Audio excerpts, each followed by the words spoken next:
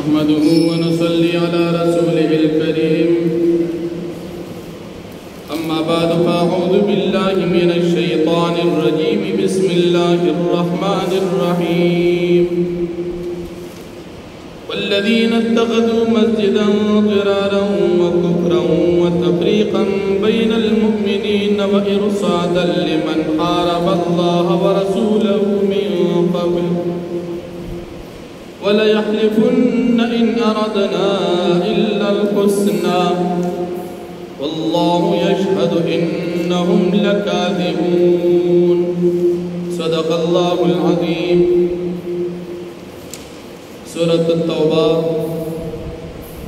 يولسم پارا يوسل اوم نمبر آیت دی فمکی آیتن کی دا منافقانو قباحتنا بیان شوید اس پدی آیاتن کی دا منافقانو دا نبی علیہ السلام او دا صحابو خلاف یوا منصوبہ بیانی کلچ نبی کریم صلی اللہ علیہ وسلم دا تبوک غزالت لو مدینہ منورہ کی یو منافق ابو عامر منافق دا مدینہ منورہ کی اسیدو ظاہراً یہ ذات مسلمان کڑو حقیقت کے کافر ہو او دا ذات عیسیانو اول زبرگ جوڑ کڑو چاگی تراہب ہوئی حضرت حنزلہ رضی اللہ عنہ دادا غیب لار تبو غزال چی نبی علیہ السلام تو دا دین لگ اڑان دی دا حنین دا غزان آباد دے منافق سردہ نور دولس منافقانو کشریک جو جماعت جوڑ دا مسجد قبا سر نزدے ظاہر صورت دا جماعتو پا حقیقت کی منصوبہ دا نبی علیہ السلام دا قتل جماعت جوڑ کو پوخ جماعت جوڑ کو او نبی علیہ السلام تراغل چمنگ دا جماعت جوڑ کو تاسو زمان پدی جماعت کی منزو کے چھدے کی برکت پیدا شی او خپل منس کے مشورہ کڑے وا چھ نبی علیہ السلام سنگ جماعت تراشی ام پدی خپل جماعت کی بے شہید منصوبہ داسی نبی کریم صلی اللہ علیہ وسلم دی تا فرمائے چوز دا تبوک غزال زم چو واپس راشم ستاسو جماعت کی بمنزو دا تبوک دا غزان واپسے کی مدینی منوری تا دا یو ورزی یا سکم سفر پاتیو جبریل علیہ السلام نبی علیہ السلام تراغی چه دا دی خلق جماعت دا مورزا ظاہران دا دا جماعت ارادہ دا حقیقت کی دی استاسو خلاف جو مورچہ جوڑی او دا مسجد ندی بلکہ دا مسجد زرار دا مسلمانان دا پارا دا ضرر سے نبی علیہ السلام مغا سفر پا دوران کی سو صحابہ کرام ولیگل حضرت مالک ابن دخشم حضرت معن ابن عدی حضرت عامر ابن سکن او حضرت وحشی رضی اللہ عنہم دیئے ولیگل چتاسو دا دی منافقان دا جماعت قرآن کئی او خلقو تقوائی چه پدی باند دیرانونا او مردارے فرزوی دا جماعت نر دا دیران صحابہ کرام راغلل او دی منافقان اغا جماعت کی اوران کو ترنن پاغ زیبان دی خلق دیرانون غرزی دا مسجد قبا سرخوان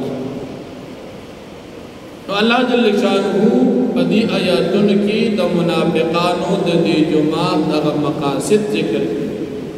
چھ دی منافقانو دا جماعت جوڑ کا دا پارا دا ضرر دا پارا دا کفر دا پارا دا مسلمانانو بخبل منس کے دا اختلاف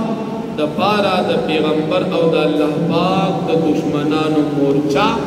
دی دا پارا جو او دی بداس دا ظاہرن قسمونو پوری خوگوری دا دروگ جن خلق او بیا نبی علیہ السلام تا اللہ پاک فرمائی چیدی پدی جماعت کی بالکل موسکون کی لا تقم فیہ ابدا ندیب جماعت کی بالکل منز مکوا اغا جماعت چاگا پا تقوی باندی او دا اللہ پاک پا یر باندی جوڑ شوی دی چی مسجد قبا دی مدینه منوره کې اولنی جماعت دی. په دې جماعت کې داسې پاکان او نیکان خلک دي چې هغوی پاکي خوښوي، هغې جماعت کې لمونځ کوه. نبی علیہ السلام چې مدینه منورې ته لاړو، اولنی جماعت قبا جوړ، او چې کله قبا جماعت جوړ کو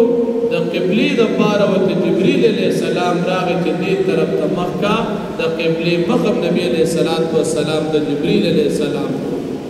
دا د غریبې جماعت او د اخلاص جماعت الله پاک د دې صفت په قرآن کې بیان. بیا نبی کریم صلی الله علیه وسلم فرمایي چې په دې قبا جماعت کې 2 رکعات نفل کول د یوې عمرې برابر ثواب لري. او نبی علیہ السلام په دې جماعت ته ډېر راتلو او په دې کې به منځونه کوو. اوس هم چې چاته الله پاک توفیق ورکړي، نیکان خوش قسمته خلک، هغې نبی علیہ السلام د مسجد نبوي جماعت نه مسجد قبا ته نږدې جماعت ته تقریبا پیاده مزل به داسې نیمه ګنټه اندازه وي. او داسې دي چې د نبی علیہ السلام د جماعت نه څنګه دغې لار ته سړی روځي او په دې لار سر باندې مخامخ وګوري، دا مسجد قبا د لار په بل سر باندې سیده ښکاري. دې ته داسې سیده روډ جوړ کړی دی چې د لار په یو سر باندې ودرېږي نو تا ته به قبا جماعت مخامخ ښکاري. د پیاده خلکو دپاره اسانه لار ده. الله دې موږ او تاسو بیا بوځي. نو په دې جماعت کې نبی علیہ السلام فرمایي 2 رکعات نفل کول د یوې عمرې ثواب لري. دا دومره ثواب والا ځای خوش قسمته خلک التزم منځونه.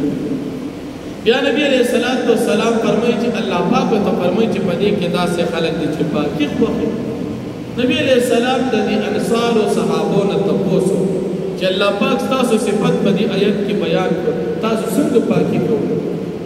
هغې وی زمونږ ترتیب دا دی چې مونږ کله اودس مات کړو، اول ځان پاک کړو په لوټه یا په کاڼي باندې، او د هغې نه بعد مونږ بیا استنجا په اوبو باندې وکړو. اول ځان په کاڼي یا په لوټه په دې صفا کړو او د هغې نه بعد په اوبو باندې الله پاک زمونږ نبي علیہ السلام فرمایي چې الله پاک ستاسو ځکه صفت بیان کړو چې تاسو پاکي ډېره کوئ. انسان سړی اودس مات کړي ځان اول پاکي او د هغې نه بعد بیا استنجا په اوبو کوي. دا د انصارو صفت الله په دې ځای کې بیان. او بیا الله جل شانه د دې دواړو جماعتونو تفریقه ذکر کړي چې دا یو جماعت د دې بنیاد چې چا ایښودی دی په تقوا د الله پاک په رضامندۍ باندې ایښودی، دا جماعت بهتر قبا جماعت. او دا بل جماعت ظاهرا جماعت د حقیقت کې دا د کندې په غاړه باندې یو آبادي کول دي، خو داسې آبادي چې کوم سړی یې کوي نو سره د آبادۍ په دې کنده کې پروز او دا کنده د جهنم د اور کنده ده. د دې خیال خدا دی چې موږ مسلمانانو خلاف مورچه جوړو نو دا دې ځان له آخرت ته کنده جوړو نو سره د آبادۍ دې کنده کې پروزي. دا جماعت ښه نه دي او دا تقوا والا جماعت چې د مسلمانانو نیکانو د قبا جماعت دي، دا جماعت غوره. او دې چې د آبادي کله کوله نو دې په خپل هم په شک ځکه دې کې ایمان نو دا خو منافقانو کافرانو تر دې پورې چې د دې جماعت د آبادۍ د روانېدو سره د دې زړونه مړه شو او د دې تمام امیدونه خراب شو. ځکه دې امید ده چې نبي علیہ السلام ته به تکلیف رسوي، الله پاک په هغې کې دې ناکامه کړل. معلومه دا شوه چې د کوم جماعت آبادي په اخلاص وشي په دې کې ثواب ډېر دي په نسبت د هغې جماعت چې هغې کې اخلاص سره آبادي ونه شي. تاسو به ډېر جماعتونه ګورئ چې په هغې کې سړي ته مونځ خوند نه ورکوي. بعضې جماعت داسې چې ځمکې د غلا وي، بعضې جماعت داسې چې ځمکې چا نه په زور نیولي، بعضې جماعت آبادي داسې چې په حرامو پیسو باندې شوي، بعضې جماعت آبادي داسې چې د هغې چندې خوړلې شوي نو هغې کې بیا عبادت خوند نه کوي. کوم جماعت کې عبادت خوند کوي چې هغه د اخلاص وي، د حلالو پیسو وي او زه د جماعت وقف وي، د چا نه قبضه او بې رضا نیولې شوي ني ځکه هغې کې به عبادت نه قبلي.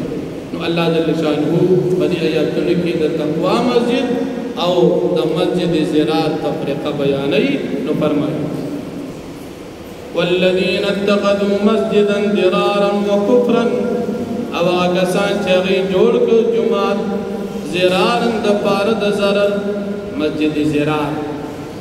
وکفرا او دا کفر اس مسجد ضرار بمون دا چا جماعتون توایو دا شیعگان جماعتونا دا مسجد ضرار قادیانان جماعتونا دا مسجد ضرار دی خو جوڑی جماعتنا دا مسلمان دا شرع او دا فساد دا پارا مورچا جوڑی کافران لگیا خدا دا جماعتنا دا مسجد ضرار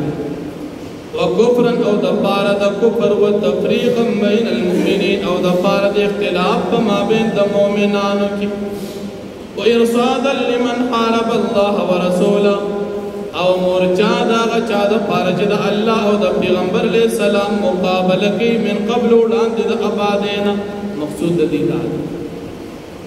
ولا يحلفن قام قابل بی قسم نقریدا منافقان ان اردنا الا الحسنى چمن ارادہ نہ دکڑی مگر دنے کے ہمدا جماعت دا ثواب دا پار اسے وئی والله یشهد اللہ پاک گواہی ورک انہم لکاذبون یقینا دی خامقات درو جندی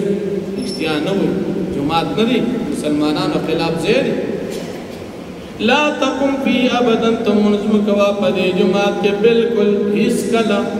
لمسجد اسس على التقوى خامخا جماعت چداغی بنیادی خودل شویدی پتقوی باندی من اول یوم اول الوزن احق ان تقوم فی دیر حق دار او لائق دی چی تفاقی کی منزو کی مسجد قبا دی جماعت صفت اللہ پا قرآن کی کلی فیہ رجال پدی قبا جماعت کے دا سے خلق انصار یحبون چیقیق و خوی ان یتطہرو چی دی زانو نخبا کی نخبا کول چی استنجا کی کانی لٹم استعمال کی او داغین بعد بم استعمال کی الحمدللہ سنگ چی زمان کو استاسو دا پختنو عادت انسان او دسمت کول زان پاک اغین بعد بیاراش کو بے استعمال کی داد انسوار دا مدینی منوری عادتو اللہ پدیزے کداغی صفت واللہ یحب المتطہرین او اللہ پاک من ساتی دست پاکی حاصل ان کو سرا افمن اسس بنیانه على تقوى من اللہ آیا پس ہر آغا کس چاگا کی دی اسس بنیانه چی بنیاد کی دی دخبل عبادے على تقوى من اللہ پا تقوى دا اللہ ورضوان او برزا من دید اللہ خیر دا وردے امن اسس بنیانه على شفا جرفن یا آغا کس چاگا کی دی بنیاد دخبل عبادے علا شفا جرفن پغاڑا دکندی پغاڑا چی عبادی کی غرزی کی کندی پغاڑا دکندی ہارن چی دا غرزی دن کی بھی پنہار بھی پس غرزی کی دا غاڑا بھی پدے کس باندی کم چی عبادی کئی ندی خویز عبادی کو مونا کن پدے کند کے سرد عبادی و غرزی فی نار جہنم او دا کند دا سوی اور دا جہنم